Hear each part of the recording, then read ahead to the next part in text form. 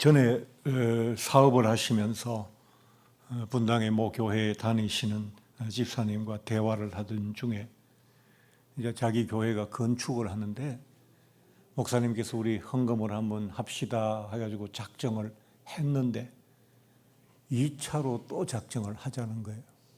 그래서 2차를 또 했는데 2차로 끝나지 않고 3차 건축 헌금을 또 작정하라고 얘기를 하더라는 겁니다. 이제 그 얘기가 이제 그만큼 나오니까 제가 얼른 알아듣기를 이분이 헌금 때문에 지금 크게 시험을 당하셨구나. 저는 그렇게 생각을 했죠. 그런데 다음 순간에 전혀 다른 말이 그분의 입에서 나왔어요. 그분이 뭐라고 그랬는가 하니까 허리가 사업을 하시는 분이니까 돈을 좀 버는 분이에요. 그런 분인데도 허리가 휘청할 정도로 헌금을 드렸습니다. 드렸다는 거예요. 그러니까 저는 이분이 이제 헌금 안 못 드리겠다고 너무 목사님이 과하게 헌금을 요구한다고 이렇게 시험 들었다 할 줄 알았는데 허리가 휘청할 정도로 헌금을 드렸다는 거예요. 그러니까 그분이 사업을 정말 전국적으로 크게 하시는 분인데 사업을 크게 하시는 분이 허리가 휘청할 정도로 헌금을 했다면 적은 액수가 아니잖아요. 그래서 제가 그분한테 물어봤어요. 아니 그렇게 1차, 2차, 3차까지 헌금하라고 하시는 그 목사님의 요구를 어떻게 그렇게 다 들으시느냐고 물으니까 그분이 목사님은 상관없어요. 그렇게 얘기를 하시더라고요. 그랬더니만은 또 이제 제가 그럼 어떻게 어떤 믿음으로 어떤 마음으로 그 어려운 걸 하셨냐고 물으니까 하나님께 드리는 기쁨이요. 저는 그때 참 오랜만에 그분의 말을 듣고 굉장히 충격을 받았어요. 많은 분들이 이제 헌금을 굉장히 부담스러워 하잖아요. 싫어하고 헌금 얘기 나오면 시험 당하고. 그런데 이분이 허리가 휘청할 정도로 해놓고 뭐라고 말하는 거 하니까 하나님께 드리는 기쁨이 자기에게 있었다고 이렇게 얘기를 하더라고요. 그럼 뒤에 이제 설명을 하는데 하나님이 저를 얼마나 믿었으면 내가 힘들게 벌어서 헌금한 것을 하나님이 나를 믿으시고 네가 이럴 때 좀 도와줘야 되겠다라고 하시니까 그걸 드리는 기쁨이 자기가 돈을 벌어서 자식한테 돈을 쓸 때도 즐거웠고 친구 밥 사주고 할 때도 즐거웠지만 하나님께는 또 하나님께 드리는 기쁨이 있더라. 그걸로 했다. 그렇게 얘기를 하시더라고요. 저는 그분의 말씀이 어떤 이야기인지를 대충 알 것 같아요. 저도 젊을 때 그럴 때가 많이 있었거든요. 지난 주간에 우리 홍효순 권사님 그 손녀가 대학을 다니는데 알바를 해서 돈을 모으고 열심히 공부도 잘한대요. 그래가지고 할머니하고 같이 해외여행을 다녀왔어요. 요즘 손자들이 얼마나 똑똑하고 영악한지 우리 큰 놈이 벌써 큰 손자가 저하고 이렇게 지나가다가 이제 이렇게 밥 먹으러 가끔 가까운데 거기 이제 이렇게 아울렛 이렇게 여러 가지들이 이제 섞여 있는 이런 데를 한 번씩 가면 지나가다가 자기가 마음에 드는 거 있으면 할아버지가 자기한테 약하다는 걸 알고 바로 딱 들어요.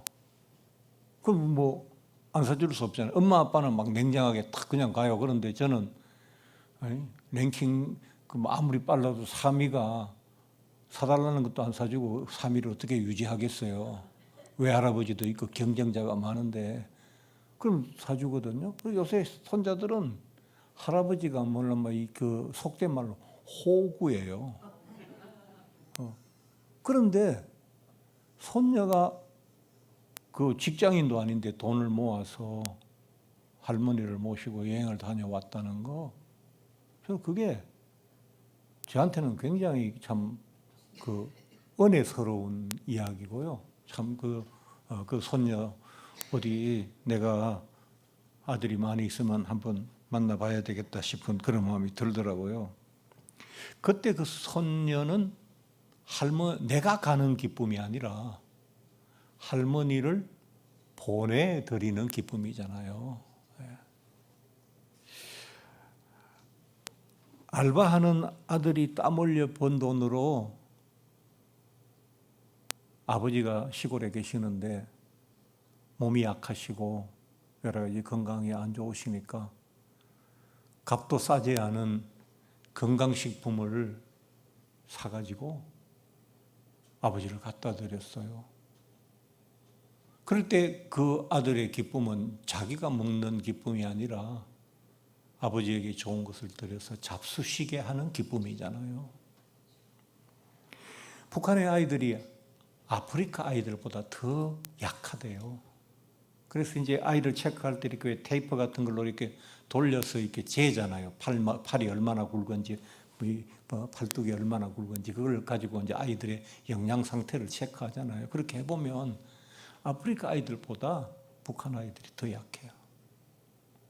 그래서 북한의 김정은이가 이제까지 금년에 미사일 쏘아 올린 것만 해도 1조 9천억 원이라고 하잖아요. 그 돈이면 북한 사람들 다 1년 내내 배불리 먹이거든요. 근데 그 짓을 하잖아요. 그러니까 우리 모두는 아유 뭐 굶어 죽으면 굶어 죽었지 뭐 저거 뭐 자기들이 그렇게 하니까 이렇게 생각하잖아요. 근데 그 아이들이 눈에 밟혀서 김정은이는 미워 죽겠지만 북한 정권은 정말 멸망해야 될 정권이지만 그건 아이들하고 상관없는 일 아니냐.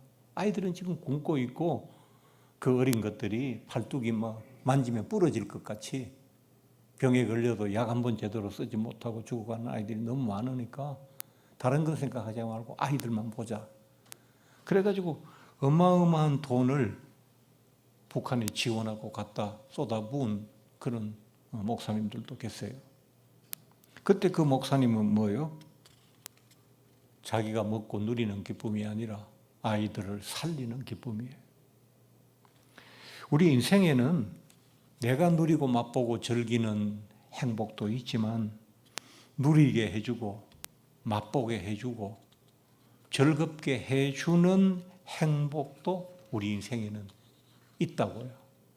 그리고 특별히 그런 행복들이 우리 크리스찬들에게는 반드시 있어야 될 행복이라.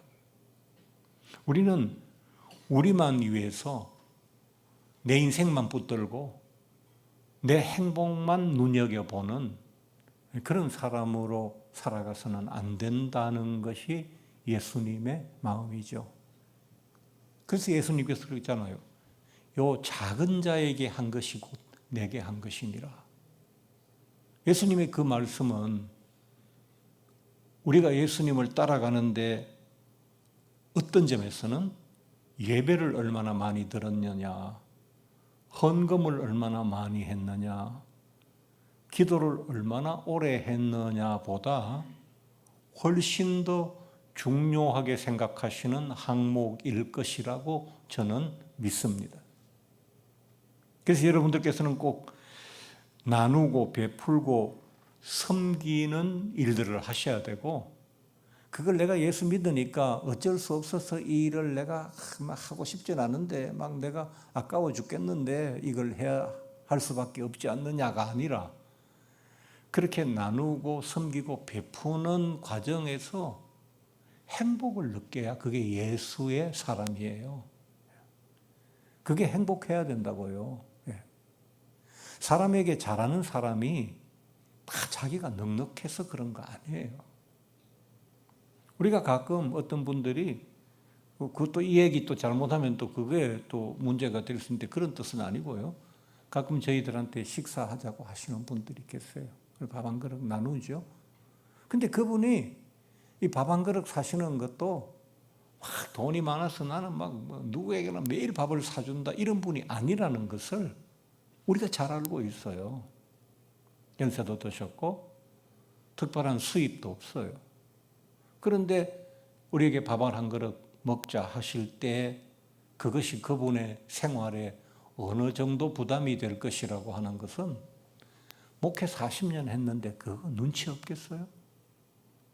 근데 그분이 밥 한 끼 먹자고 하실 때 저희는 정말 그 밥이 무엇이냐에 상관없이 라면이라도 좋아요. 전 사모님만 안 계시면 라면 먹는데요. 그거 너무 먹고 싶어요.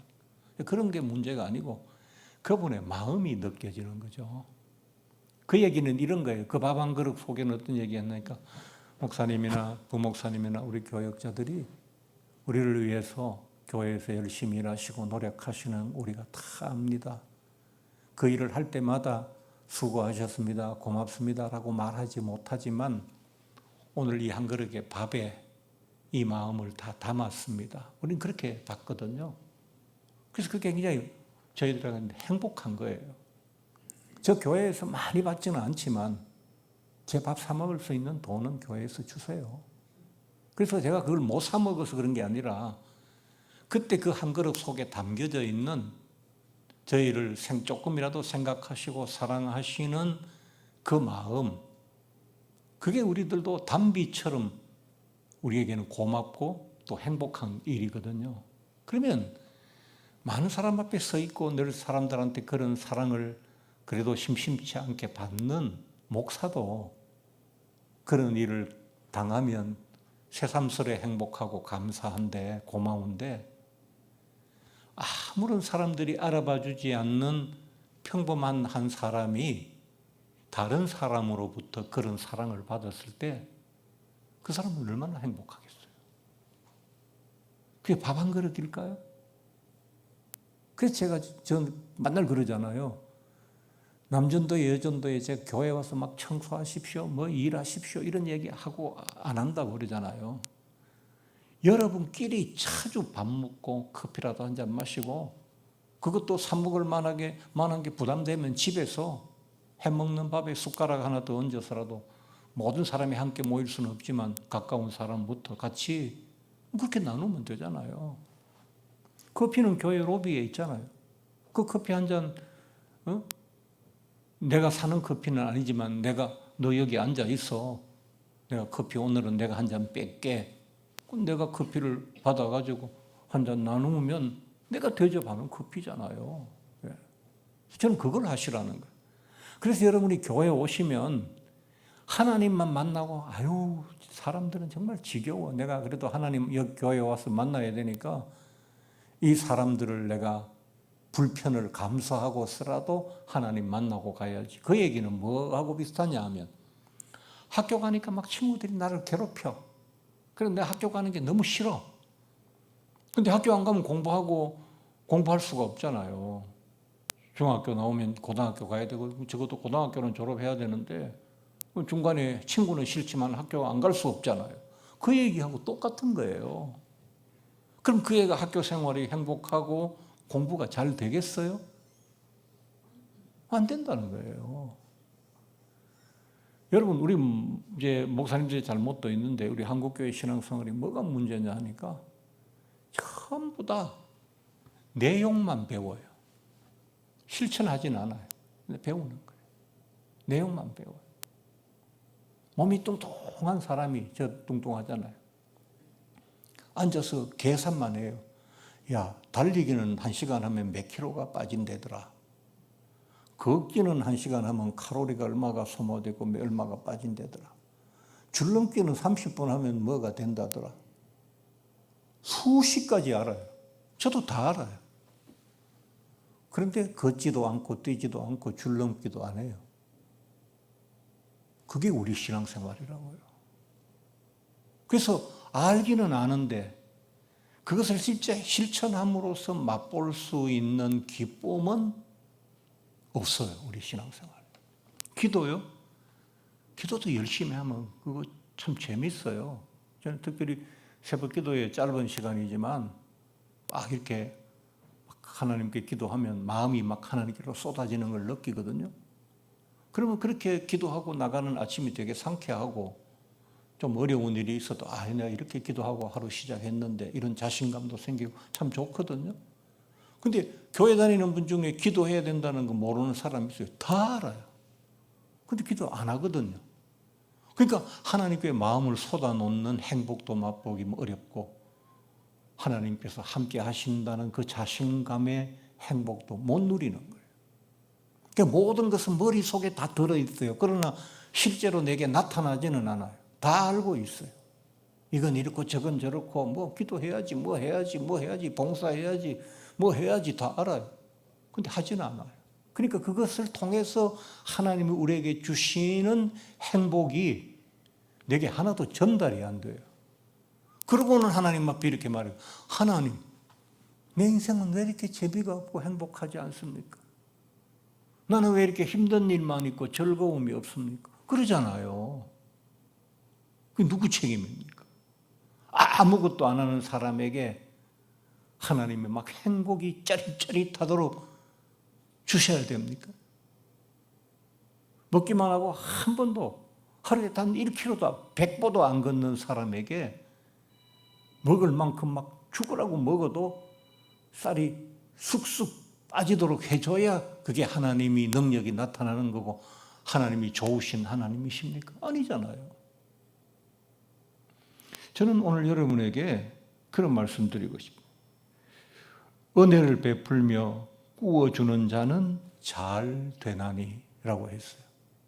우리가 남을 섬기고 나누고 베풀 때에 내 마음에 이렇게 차오르는 충족감, 행복감, 내가 그래도 저 사람을 위해서 오늘 참 좋은 일하고 멋진 일을 했다. 저 사람 좋아하는 거 보니까 나도 마음이 행복하다. 이 행복 외에 또 있다는 거예요. 잘 되나니 은혜를 베풀며 꾸어주는 자는 잘 되나니. 남을 섬기고 베풀고 나누는 사람은 잘 된다고 그랬어요.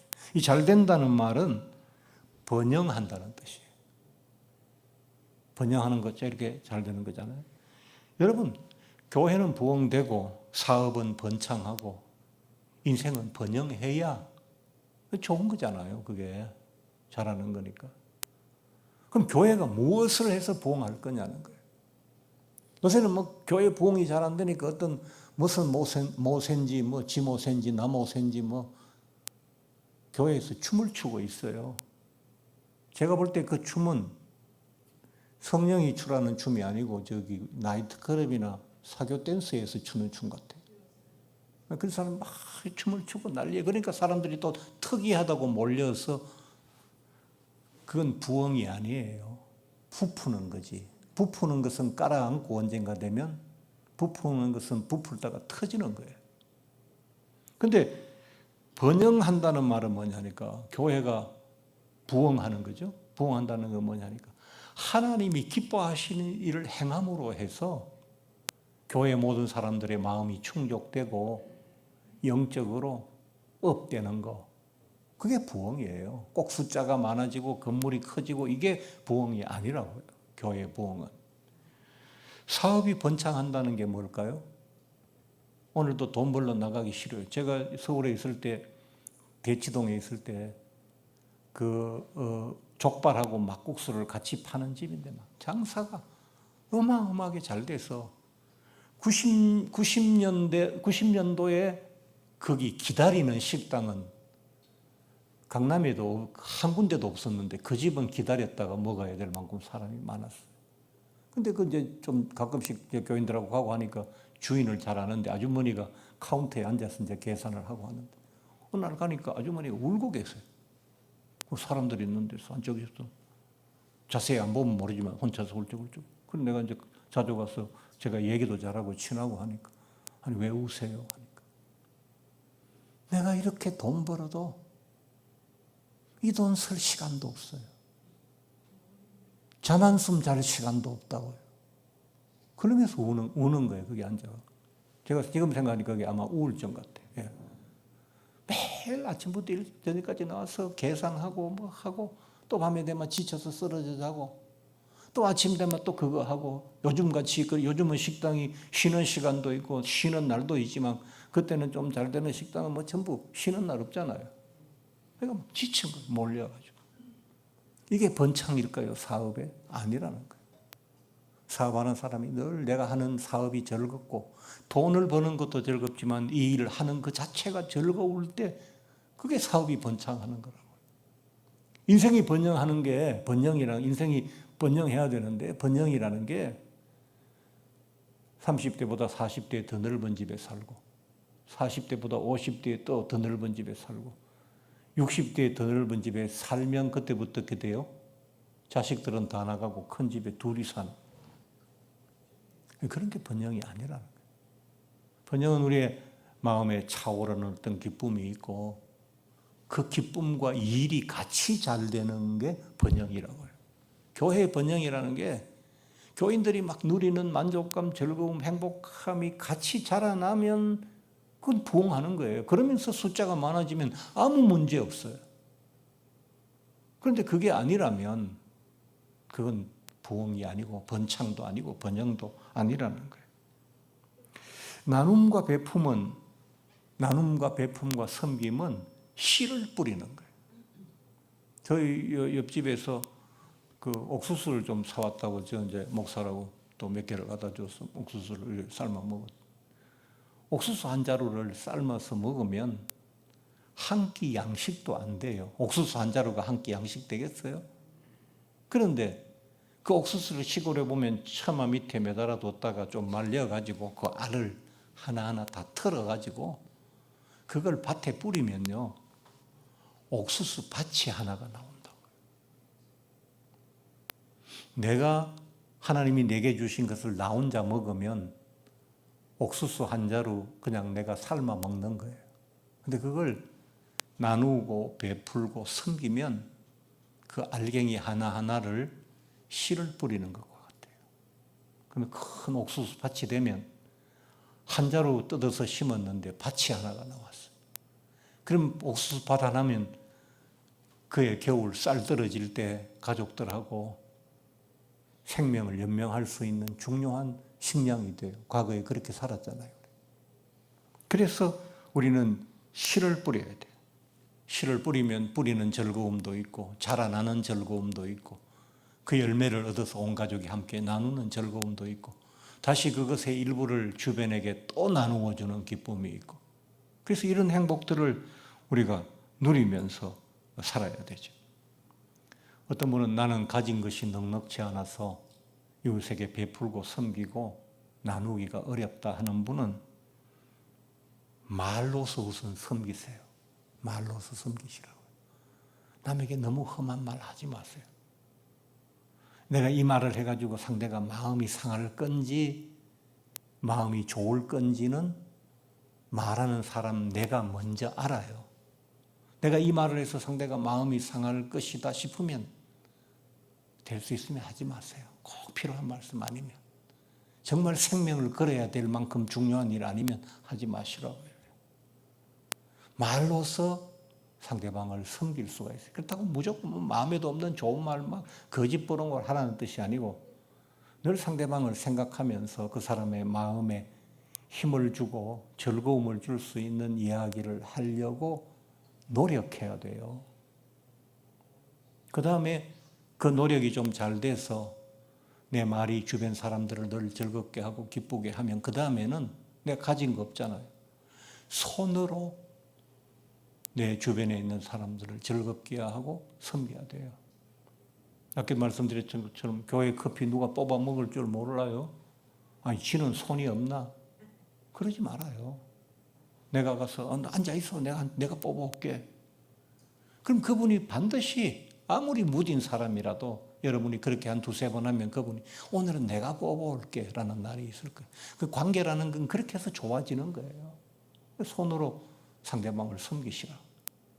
손으로 상대방을 섬기다가 하나님께서 아이고 참 잘 섬기려고 노력한다 싶어서 내게 물질을 주시면 그 물질로 또 상대방을 섬기면 돼요. 그러다가 내가 신앙이 성숙해지고 좀 이제 나이도 들어가면 마지막으로 내 주변을 뭘로 섬겨야 되느냐? 기도로 내 주변 사람을 섬기는 자리까지 가야 돼요. 그럼 여러분의 섬김은 뭐예요? 완성되는 거예요. 하나님께서 긍휼히 여기는 자에게 뭘 주시죠? 긍휼을 주세요. 이 말은 여러 곳에 대입할 수 있는 공식 같은 말씀이에요.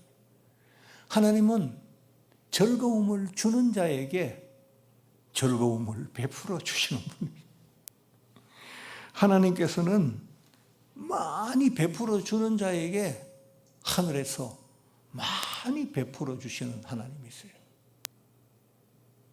여러분이 막 너무 딱딱하게 너무 막 따지면서 네가 잘했니 내가 잘했니 막 따지면서 네가 하나 가져가고 내가 하나 가져왔으니까 또 네가 둘 가져가고 내가 둘 가져가요. 이렇게 하지 마세요. 여러분이 그렇게 사셨는데 여러분의 삶이 마음도 행복하지 못하고 삶도만 넉넉하고 잘 풀리지 않고 혹시 그러면 내가 방식을 한번 바꾸어 보자. 한번 바꾸어 볼 필요도 있어요. 인생을 꼭 그렇게 살 필요는 없잖아요. 그렇게 해서 궁휼히 여김을 받는 행복만 맛보지 마시고 궁휼히 여겨주는 행복도 맛보시라고요. 하나님께서 베풀어 주시는 것만 기다리지 말고 내가 주변에게 베풀어 주어서 하나님이 나를 베풀어 주시고 축복해 주시지 않을 수 없도록 그렇게 만들어가는 사람이 지혜로운 사람 아니겠습니까? 우리가 한번 이런 이야기를 나눈다고 다 막 좋은 이웃에게 나누고 베푸는 사람이 될 수는 없겠지만 교회의 말씀이라는 것은 늘 반복되고 늘 하니까 그때마다 조금씩 계단을 올라가는 것처럼 한 단계 한 단계 저 높은 곳을 향해서 올라가셔서 마침내 하나님이 원하시고 기뻐하시는 그 높은 자리에 다 서시는 그런 여러분들이 되시기 바랍니다.